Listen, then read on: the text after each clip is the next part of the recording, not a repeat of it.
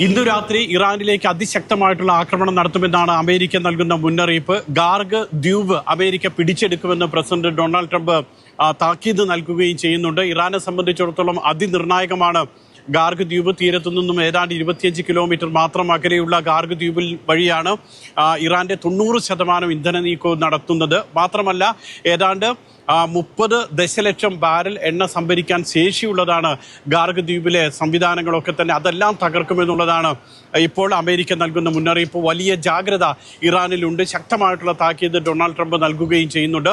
ഇതോടൊപ്പമാണ് ഒമാന്റെ തീരത്ത് ഇന്ത്യൻ ടാങ്കറുകൾക്ക് നേരെ ഉണ്ടാകുന്ന ആക്രമണം. കഴിഞ്ഞ 2 ദിവസങ്ങളിലായി 3 ഇന്ത്യൻ ടാങ്കറുകളാണ് അമേരിക്ക മിസൈൽ ഉപയോഗിച്ച് ആക്രമിച്ചിട്ടുള്ളത്.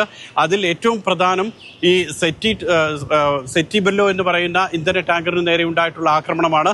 അതിൽ 3 ഇന്ത്യക്കാർ മരിച്ചതായി സ്ഥിരീകരിച്ചു, നാവികർ മരിച്ചതായി സ്ഥിരീകരിക്കുന്നു. മറ്റ് ഒരു കപ്പലിന് നേരെ, ഇന്ധന ടാങ്കറിന് നേരെ കൂടി ആക്രമണം ഉണ്ടാകുന്നു. അതിൽ 20 ഇന്ത്യൻ നാവികരാണ് ഉണ്ടായിരുന്നത്. ഇത്തരത്തിൽ ആവർത്തിച്ച് ഇന്ത്യൻ ചരക്ക് കപ്പലുകൾക്ക് നേരെയും ടാങ്കറുകൾക്ക് നേരെയും ഒമാൻ തീരത്ത് ആക്രമണം നടക്കുന്നുണ്ട്. ഇതോടൊപ്പം തന്നെയാണ് ഇന്നിപ്പോൾ കുവൈറ്റിലേക്കും ബഹ്റൈനിലേക്കും ജോർദാനിലേക്കും ഒക്കെ ഉണ്ടായിട്ടുള്ള ആക്രമണങ്ങൾ. ശക്തമായിട്ടുള്ള ആക്രമണത്തിൽ ബഹ്റൈനിൽ 11 വയസ്സുള്ള കുട്ടിയടക്കം നിരവധി പേർക്ക് പരിക്കേൽക്കുന്ന സാഹചര്യം ഉണ്ടായി.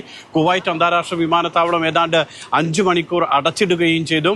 ഇതോടൊപ്പം കുവൈറ്റിലേക്ക് 24 മിസൈലുകളാണ് ഇറാൻ പ്രയോഗിച്ചിട്ടുള്ളത്. ജോർദാനിലേക്ക് 20 മിസൈലുകൾ പ്രയോഗിച്ചു എന്ന് മനസ്സിലാക്കാൻ കഴിയുന്നു. ഇത്തരത്തിൽ ഈ മേഖല വലിയ സംഘർഷത്തിൽ തന്നെയാണ് ഇപ്പോൾ തുടരുന്നത്. ഇന്ന് രാത്രി എന്ത് നടക്കുമെന്ന് കാത്തിരുന്നു കാണാം.